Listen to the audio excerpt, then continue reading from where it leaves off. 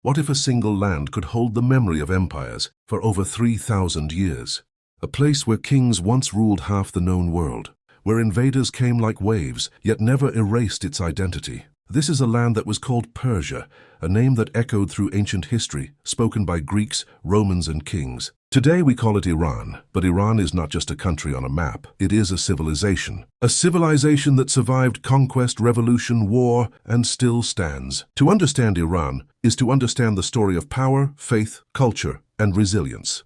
The birth of a civilization. Long before modern borders existed, the Iranian plateau was already alive with human activity. Tribes moved across mountains and deserts, forming early societies rooted in tradition, survival, and belief. By the 7th century BC, these tribes began to unite under a common identity.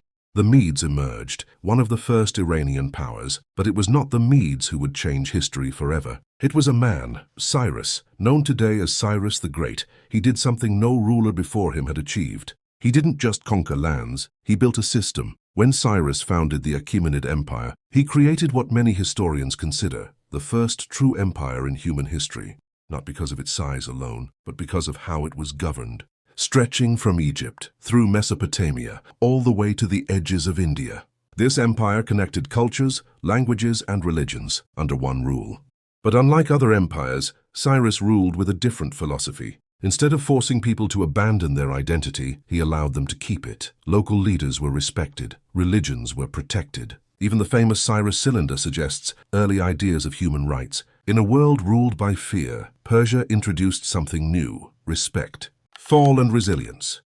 But no empire lasts forever. In 330 BC, a young conqueror from Macedonia arrived, Alexander the Great. His army was smaller, but faster, more aggressive, and relentless. Battle after battle, the Persian Empire began to fall, and eventually the mighty Achaemenid Empire collapsed. Its cities taken, its king defeated. It could have been the end, but it wasn't. Because Persia was more than an empire, it was an identity. After Alexander's death, his empire fractured, and from the chaos, new Persian powers rose again. First the Parthians, masters of cavalry warfare. Then the Sasanians, builders of a refined and powerful state. Under the Sasanian Empire, Persia entered another golden age. Art, architecture, philosophy, and science flourished. Cities became centers of knowledge, and once again, Persia stood as one of the greatest powers in the world. Its greatest rival, Rome. For centuries, these two civilizations fought for dominance. East versus West, empire against empire.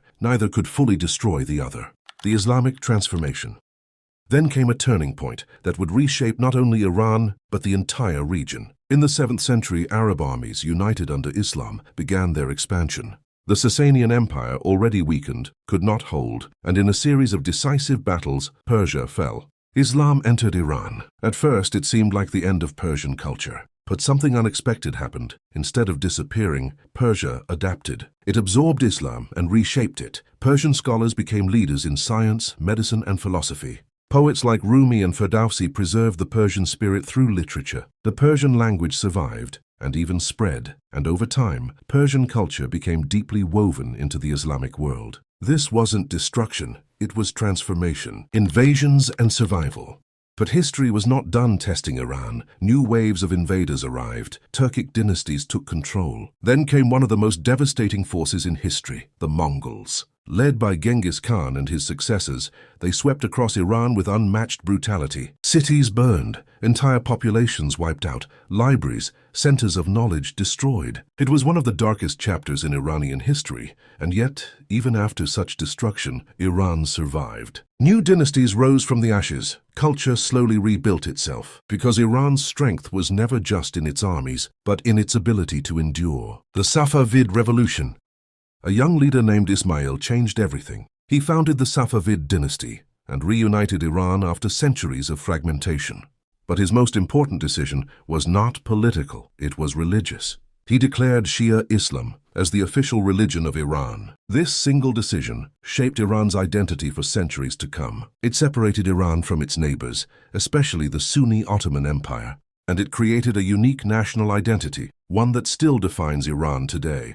Under the Safavids, Iran flourished again. Art, architecture, and trade expanded. Cities like Isfahan became masterpieces of design and culture. Once again, Iran stood strong. Conclusion: empires rose, empires fell, invaders came and went, but Iran endured, because Iran is not just a nation, it is a story, one that began thousands of years ago and is still unfolding today.